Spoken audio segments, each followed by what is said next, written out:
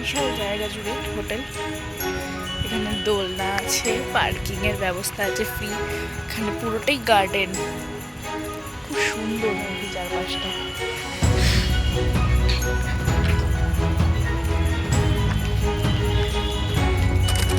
আমরা চলে এসেছি আমাদের ফার্স্ট সাইট সিইং এর জায়গা, সেটা হচ্ছে দোলমাদল ক্যানল। আপনাদেরকে দেখাচ্ছি।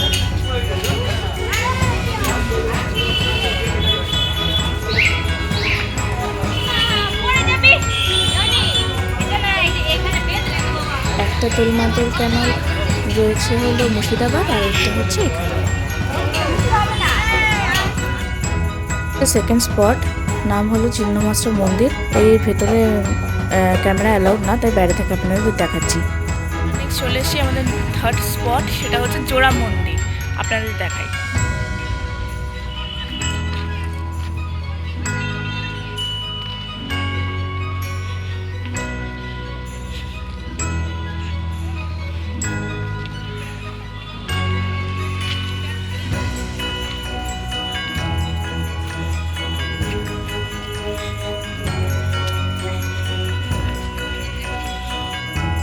এই টেম্পলসগুলো অ্যাকচুয়ালি মল্লা কিংস যারা বিষ্ণুপুরে রাজত্ব করেছে ওয়ান্স আপন আ টাইম, ওরা বেসিক্যালি তৈরি করেছিল। এই টেম্পলের গায়ে যে কারিগরিগুলো করা আছে মন্দিরগুলোর গায়ের মধ্যে, সেগুলো নাকি রামায়ণ এবং কৃষ্ণলীলাকে আর কি মানে তুলে ধরে কারিগরিগুলো করা আছে।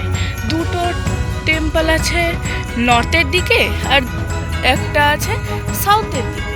যে নর্থের দিকে দুটো টেম্পল আছে, ওই দুটো বেসিক্যালি হলো সাইজে বড়, আর সাউথেরটা ছোট। নর্থের দুটো বানিয়েছিল গোপালা সিনহা এবং তার স্ত্রী, আর এই সাউথেরটা আর কি পরবর্তীকালে মল্লা কিংসের পরও তার সাকসেসর সে বানিয়েছে। এই হলো এইখানকার ইতিহাস। আমাদের ফোর্থ স্পট সেটা হচ্ছে নন্দলাল মন্দির। এই হচ্ছে নন্দলাল মন্দির।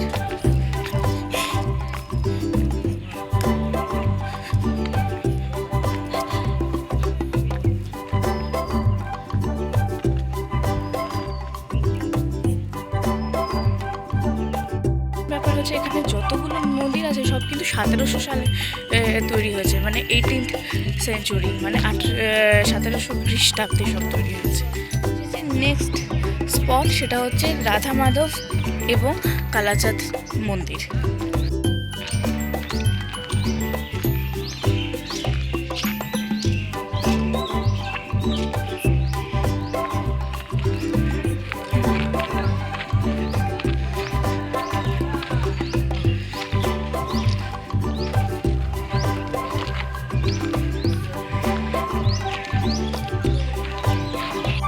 এটা হলো কালাচাঁদ মন্দির।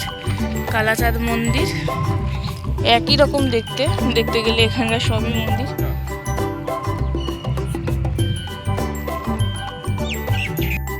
এই হলো নাট মঞ্চ, মানে কালাচাঁদ মন্দিরের উল্টো দিকেই হলো একদম নাট মঞ্চ।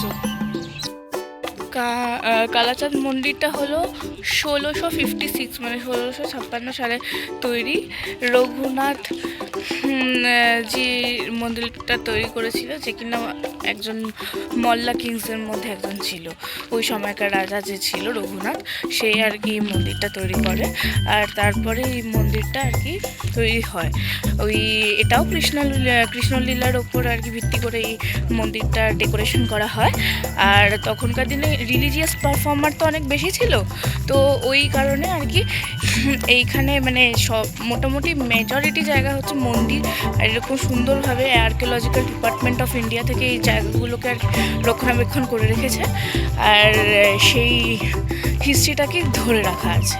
তো আপনারা চাইলে এইখানে এসে এই পুরনো সব ডেকোরেশনের তো সুন্দর সুন্দর কার্যকলাগুলো দেখতে পারবেন। আমাদের নেক্সট লোকেশন হলো রাধা গোবিন্দ মন্দির এবং পাথরের রথ। এই হলো রাধা গোবিন্দ মন্দির। এখানে সব জায়গায় মোটামুটি একই রকম দেখতে, কিন্তু এখানে একটা ডিফারেন্ট হলো এর ঠিক পাশে একটা ছোট করে পাথরের রথ আছে। আর এইখানে এই পাথরের রথের পাশে যে দেখছেন মন্দিরের উল্টো দিকের জায়গাটা, ওটা হলো এই মন্দিরের নাট মঞ্চ। হলো আমাদের নেক্সট স্টপ, সেটা হচ্ছে সর্বমঙ্গলা মায়ের মন্দির।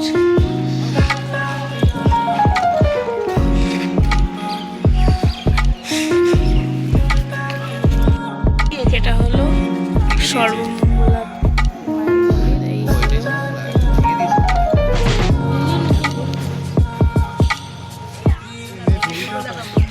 এই যে দেখছেন, এই মা সর্বমঙ্গলা মন্দিরের ভেতর দিয়ে ঢুকে একটা বড় ঝিল আছে, আর এটাই হলো সেই লাল বাঁধ।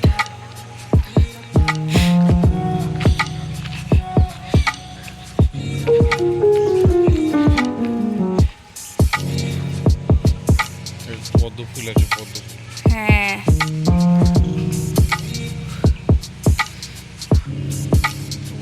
লাল সেটা হচ্ছে রাসমঞ্চ। এই হলো রাসমঞ্চ। এখানে 25 টাকা করে পার হেড টিকিট, যেটা কিনা সেম টিকিট আবার এই রাসমঞ্চ ছাড়া শ্যামবার আর একটা জোর বাংলা মন্দিরেও লাগবে বললো ওরা, তো টিকিটগুলো ফেলা যাবে না।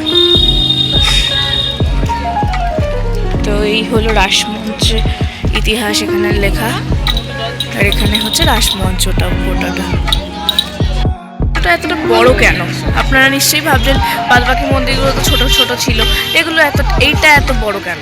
কারণ হচ্ছে এখানে আর কি প্রত্যেকটা মন্দির থেকে শ্রী রাধাকৃষ্ণ আর অন্যান্য আইডলসগুলো এনে এখানে আর কি রাসলীলা খেলা হতো। এখানে এই রাসমঞ্চতে ওই সব বাকি মন্দিরগুলোর আইডলগুলোকে এনে এখানে আর কি রাসলীলা সেলিব্রেট করা হতো। ওই জন্য সব কটা আইডল আর কি এখানে আটানোর জন্য এই মন্দিরটা এতটা বড়।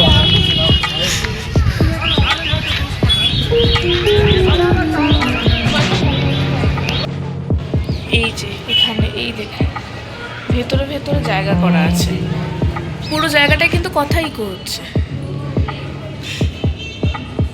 ভেতরে ভেতরে জায়গা করা আছে। এখানে আর কি ভেতরটা বেশ ঠান্ডা ঠান্ডা রয়েছে, আর এর ভেতরটা পুরো ভুলভুলাইয়ার মতো অন্ধকার। দেখুন এখানে সব ঠাকুরের মূর্তিগুলো রাখার জন্য প্যাসেজ করা আছে আলাদা আলাদা।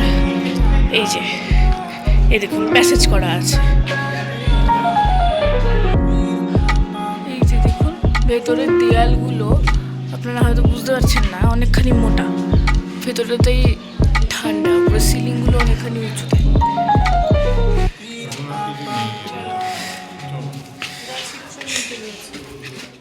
হলো গুমঘর। আগেকার দিনের রাজারা এখানেই আর কি শাস্তি দিত প্রজাদেরকে, এই গুমঘরের মধ্যে রেখে। এইটা হচ্ছে শ্যামরাই মন্দির।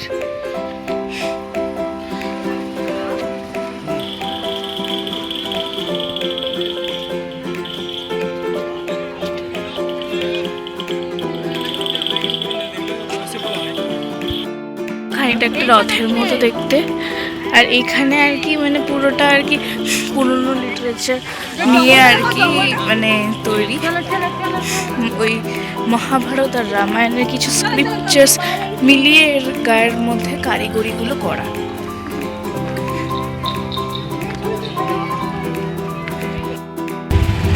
যুগল কিশোর মন্দির ওটা, এগুলো সব আগেকার দিনে রাজাদের আন্ডারে। কিশোর মন্দিরটা আসলে এখনও মল্লা কিংসের বংশধরদের আন্ডারে রয়েছে, তাই জন্য আর্কিওলজিক্যাল ডিপার্টমেন্ট অফ ইন্ডিয়া ওটার কোনো ব্যবস্থা করতে পারেনি, তাই জন্য মেরামত করতে বা কোনো রকম মানে দেখার মতো করে জায়গাটা তৈরি করতে পারেনি। দেখছেন এটা হচ্ছে জোর বাংলা মন্দির।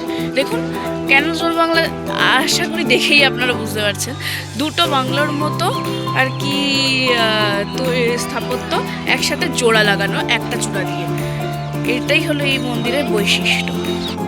এইটাও বাকিগুলোর মতো আর্কিওলজিক্যাল ডিপার্টমেন্ট অফ ইন্ডিয়ার আন্ডারে রয়েছে। এখানে শ্রী চৈতন্য মহাপ্রভুর একটা মূর্তি নাকি আগে ছিল প্রিভিয়াসলি, আর এছাড়া এই যে কারিগরি দেখছেন আপনারা যে মন্দিরের গায়ের মধ্যে রয়েছে, এগুলো হচ্ছে পুরো কৃষ্ণলীলা, মহাভারত এবং রামায়ণ থেকে তুলে ধরা কিছু মানে গল্পের খণ্ড খণ্ড অংশ, যেগুলো এই কারিগরির মধ্যে আর কি ওরা মানে পাথরের মধ্যে কেটে কেটে ডিজাইনটাকে ফুটিয়ে তুলেছে। হ্যাঁ, ইটের মধ্যে কেটে কেটে ডিজাইনটাকে ফুটে তুলেছে। এটা স্পেশালিটি এটাই যে যেটা বললাম, দুটো বাংলার মানে দোচালা আর কি একটা চারচালার চূড়া দিয়ে আর কি একসাথে লাগোয়া। এই যেটা হলো জোর বাংলা মন্দিরের পেছন দিকটা, আর ওইটা ছিল সামনের দিক, আর এটা হলো ধারগুলো। আর এখান দিয়ে আর কি ভেতরের রাস্তাটা দেখা যাচ্ছে। এই যে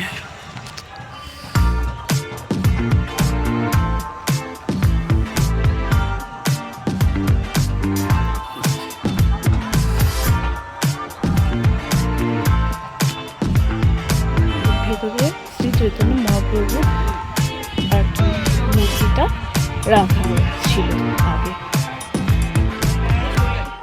চলে এসেছি আমাদের নেক্সট স্টপ, মানে ঠিক আগেটা থেকে হাঁটা পায়ে দূরত্ব, সেটা হচ্ছে রাধেশ্যাম মন্দির।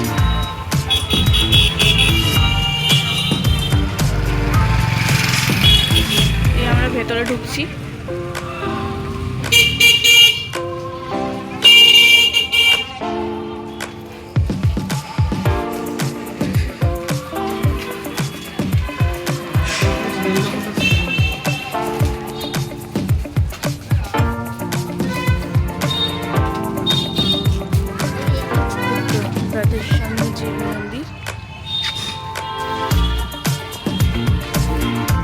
এই মন্দিরটার এই যে সাদাটে ভাবটা দেখতে পাচ্ছেন, এটা actually archaeological department of India থেকে রিপেয়ার করেছে। বেসিক্যালি কী দিয়ে রিপেয়ার করেছে সেটা ক্লিয়ার না, অনেক টুরিস্টরা দেখে ভাবছে যে এটা হয়তো প্লাস্টার অফ প্যারিস দিয়ে রিপেয়ার করা, কিন্তু কী দিয়ে অ্যাকচুয়ালি করা সেটা মেনশন করা নেই, অ্যাকচুয়ালি কোথাও লেখা নেই।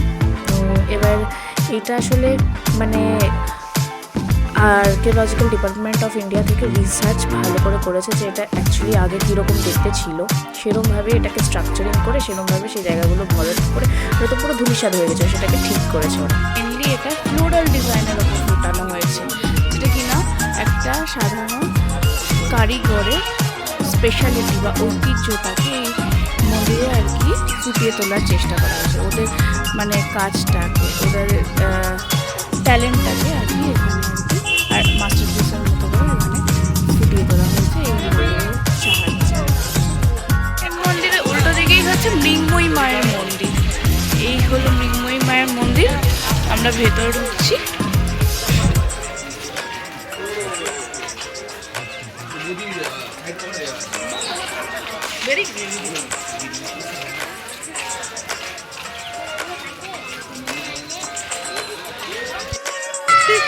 ঠিক আছে, এখানে লেখা তো রয়েছে ছবি তোলার নিষেধ, কিন্তু এখানেই একজন মানে মন্দিরের সেবাই বললো তুলুন, কোনো অসুবিধা নেই।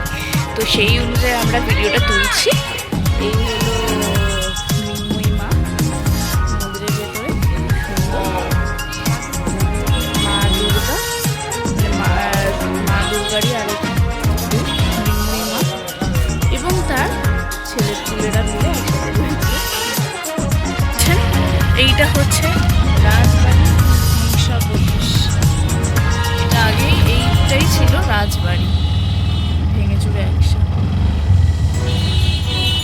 এই যে উল্টো দিকে দেখেন মানে সব মন্দিরগুলো যেগুলো দেখলাম পরপর, মৃন্ময়ী মায়ের মন্দিরের পাশেই ছিল হলো রাজবাড়ি, আর রাজবাড়ির ঠিক সামনেই খানিকটা গিয়ে এই যে দেখছেন এটা হলো বড় প্রস্তর দরওয়াজা, মানে হলো এটাই ছিল রাজবাড়ির এন্ট্রি গেট, বড় গেট। আর এখানে তার আগে পড়ে যাচ্ছে মহারাজা বীরহাম্বির উদ্যান। এখন আমরা এটার ভেতরে ঢুকতে যাচ্ছি, ভেতরে দেখতে যাচ্ছি যে কি এক্স্যাক্টলি আছে। এটা এই মন্দিরটাও আর কি পুরো সাদা সাদা, মানে বোঝা যাচ্ছে আর্কিওলজিক্যাল ডিপার্টমেন্ট অফ ইন্ডিয়া এটাকে প্রোটেক্ট করার চেষ্টা করেছে, প্যারিস দিয়ে আর কি কভার করেছে। কিন্তু আগে কিন্তু পুরোটা ব্রাউনই ছিল, এরকম লাল হয়েছিল, কারণ এটা পুরোটা পাথর, মানে পাথর ঠিক না, ওই ইটের কাজ ছিল, যেরকমটা বাদ বাকিগুলোতে আমরা দেখেছি। এই হলো ভেতরটা মন্দিরে। এই ভেতরে মন্দিরটা হচ্ছে লালজি মন্দির। এই মন্দিরটার নাম হচ্ছে লালজি মন্দির। মন্দিরটারও ঠিক উল্টো দিকে রয়েছে একটা নাট মন্দির। এই বীর হাম্বির উদ্যানের ভেতরের মন্দিরটার নাম হলো লালজি মন্দির। কাহানিটা একই রকম রয়েছে, মানে যে ওই মহাভারত রামায়ণ থেকে আর কি লিটারেচারটাকে ওর দেয়ালগুলোতে আর কি সাজিয়ে তোলা, ফুটিয়ে তোলা আছে, এই একই ব্যাপার আছে। কিন্তু এইটা যেহেতু মানে পুরো দেখতে গেলে পুরো ধ্বংস অবস্থায় ছিল, আর আর্কিওলজিক্যাল ডিপার্টমেন্ট অফ ইন্ডিয়া সেটাকে রিকভার করার চেষ্টা করেছে, তো দেয়ালের কারিগরি কিছুই প্রমিনেন্ট না, কিছুই ঠিক মতো আপনারা দেখতে পারবেন না, মানে বুঝতে পারবেন না। আগেরগুলো যেমন কিছু কিছু মন্দিরে দেয়ালে কারিগরিগুলো, স্পেশালি চোরবাংলা মন্দির, এই রাসমঞ্চ, দেয়ালে কারিগরিগুলো স্পষ্ট ছিল, ফুটে উঠেছিল, বোঝা যাচ্ছিল এটা যে শ্রীকৃষ্ণ বাঁশি বাজাচ্ছে, রাম আর কি মানে তীর নিয়ে রাবণকে হত্যা করছে। তো এখানে ওই কারিগরিগুলো একদম বুঝতে পারবেন। তার দরজাটা পেরোলেই রয়েছে আর একটা ছোট্ট দরজা, এটাই হলো ছোট পোস্তার দরজা। এগুলো বড় বড়, মানে ভেতরে খানিকটা খাপ খাপ মতো রয়েছে। নেক্সট স্পট সেটা হচ্ছে মদনমোহন মন্দির। এটা হচ্ছে মদনমোহন মন্দিরের বাইরেটা। এবারে ভেতরে ঢুকবো।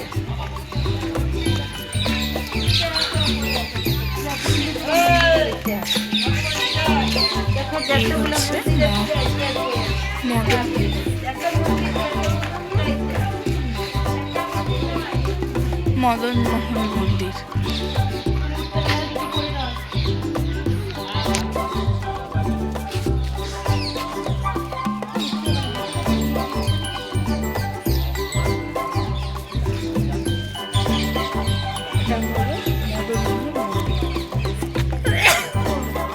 এটাতে হালকা হালকা কি ভালোই এই দিকটাতে কাজগুলো বোঝা যাচ্ছে ভালোভাবে, এই কাজগুলো ফুটে উঠেছে এই দিকটাতে প্রমিনেন্ট আছে। স্লাইড একটুখানি প্যারিসের কাজ করা রয়েছে তাও, কিন্তু এখানে তাও মানে মোটামুটি ক্ষয়ে গেছে, ঠিক করা ক্ষয়ে যাওয়া জায়গাতেই রিপেয়ার করেছে, কিন্তু ডিজাইনসগুলো ওরা কিন্তু মানে ঠিকঠাক অ্যাজ ইট ইজ যেমন তখন ছিল ওটাকেই রেখেছে। হালকা ক্ষয়ে যাওয়া জায়গাটা জাস্ট একটু ভরাট করেছে, বাট ডিজাইনটা অ্যাজ ইট ইজ রয়েছে। একেবারে ধসে পড়ে যাওয়ার পর সেটাকে আবার দাঁড় করিয়েছে এরকমটা নয়, আগেরগুলো যেমন কি তাই করেছিল, বাট এখানে সেরকমটা না। আর এই আরেকটা ইন্টারেস্টিং জিনিস হলো এখানে একমাত্র এই মন্দিরটা দেখছি এখনও রাধাকৃষ্ণ রয়েছে। এই যে অষ্টধাতু রাধাকৃষ্ণ, বলবো না যে তখনকার রাধাকৃষ্ণ, ডেফিনেটলি না, কিন্তু এখনো পুজো করা হয় যে এই মন্দিরটাতে, সেই তখনকার সেই 1600 সালের মন্দির এখনো পুজো হচ্ছে, সেটাই অনেক বিশাল। এই হলো উল্টো দিকে এটা নাট মন্দির। বাকি মন্দিরগুলোর থেকে বেশি সুন্দর লাগছে, কারণ এর পাশে আবার আরেকটা ছোট করে মন্দির আছে। মানে এই দেখতে গেলে এটা মাঝখানের মন্দিরটা বাদ দিয়ে দুদিকে দুটো মন্দির রয়েছে। এই যে এখানে আরেকটা ছোট মন্দির আছে।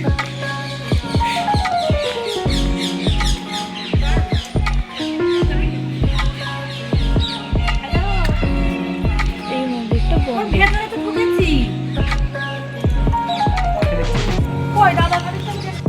মন্দিরগুলোর আরেকটা ইন্টারেস্টিং ব্যাপার, এই যেমন ভেন্টিলেশনের ব্যবস্থা ত্রুটি নেই, ঠিক ওরকমই ড্রেনেজেরও ত্রুটি নেই। দেখুন ড্রেনের ব্যবস্থাও করা রয়েছে যাতে বৃষ্টির জল না জমা হয়। ড্রেনেজ ফেসিলিটি কিন্তু প্রত্যেকটা মন্দিরেই ছিল, প্রত্যেকটা মন্দিরেই এরকম যাতে বৃষ্টির জল না জমা হয়, তাই জন্য এরকমভাবে ড্রেনের মতো কাটিং করা ছিল যাতে জলটা বেরিয়ে যায়। আর ভেন্টিলেশনের এইরকম ফুটো ফুটো করা প্রত্যেকটা মন্দিরে, আপনি যদি গো থ্রু করেন ভিডিওটা ঠিক করে কনসেন্ট্রেট করে, তাহলে দেখতে পাবেন এই ওগুলো রয়েছে। এটা হলো পুরোনো জমিদার বাড়ির মন্দির ছিল ওটা।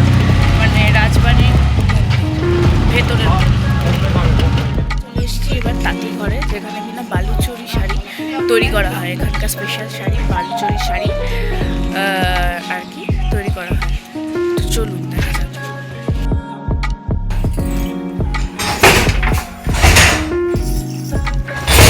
একটা শাড়ি করতে কতদিন লাগে দাদা? 7 দিন।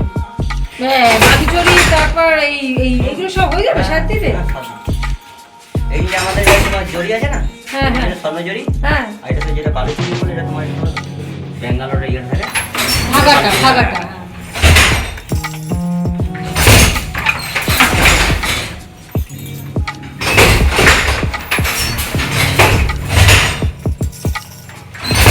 এটা আমাদের শাড়ির আঁচল হচ্ছে দেখি বোঝা যাচ্ছে আসলে। মাঝের গাড়িটা। আরে এই যে তুমি এটা তুলছো, ডিজাইনটা তুলছো কোথা থেকে দেখে দেয় পাচ্ছো? ডিজাইনটা হচ্ছে বলতে আমাদের যে একটা ছবির উপর তারা কাগজের উপরে ছবি আঁকা হয়, ঘর থাকে তো তাদের হ্যাঁ। আমাদের যে ডিজাইনের পাতা আছে, পাতাটা এটাকে তৈরি করতে হয়। ও এই যে তৈরি করে পরে এটা আমাদের ডিজাইনটা করা আছে, ও এই পাতার মধ্যে। এটা পাতার মধ্যে করা আছে। সেই ডিজাইনটা আমাদের সুতো দ্বারাতে উঠছে, সেই হিসাব করে সেই ডিজাইনের মধ্যে ছবি উঠে যাচ্ছে, দিয়ে আমরা মাকু যখন চালাচ্ছি সেই জায়গাতে ছবিটা অটোমেটিক হয়। যে রাউন্ড ফিগার যে আসছে অটোমেটিক সব পরপর হয়ে হয়ে চলে যাচ্ছে, ছবি চলে যাচ্ছে। এটা ডিজাইনের মধ্যে করা আছে। এই হাতে তোমাদের করে যেতে হবে। এটা আমাদের অভ্যাস করতে হবে।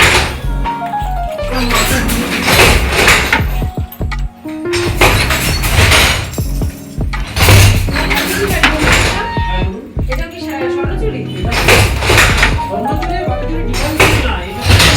হ্যাঁ, একটা হচ্ছে বড়ি ইউজ হয় আর একটা হচ্ছে কাপড় একই, ডিজাইন একই, তাও সব শুধু এই যে গোল্ডেনের জায়গায় এই বালুচরি আর এই শাড়ি তৈরি হ্যাঁ, ওটা ঝুলে শুধু এই জরিটা এইগুলো সব বাদ- সুতো হলো না?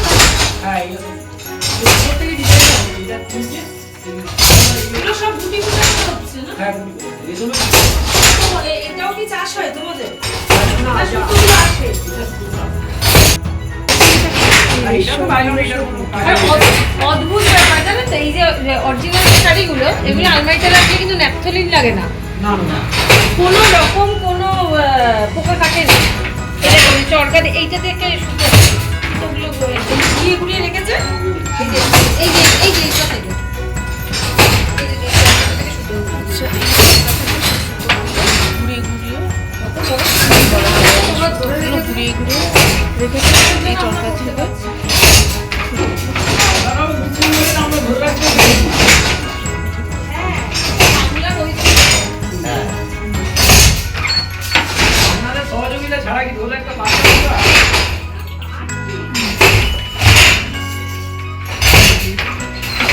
বালুচরি শাড়ি তৈরি হচ্ছে, মাকে ঘুরিয়ে ঘুরিয়ে তৈরি করছে। এটা 7 দিন ধরে তৈরি হয়। আজকের জন্য এখানেই সমাপ্তি। তাহলে দেখা হবে পরবর্তী ভিডিওতে। সঙ্গে থাকুন। টাটা।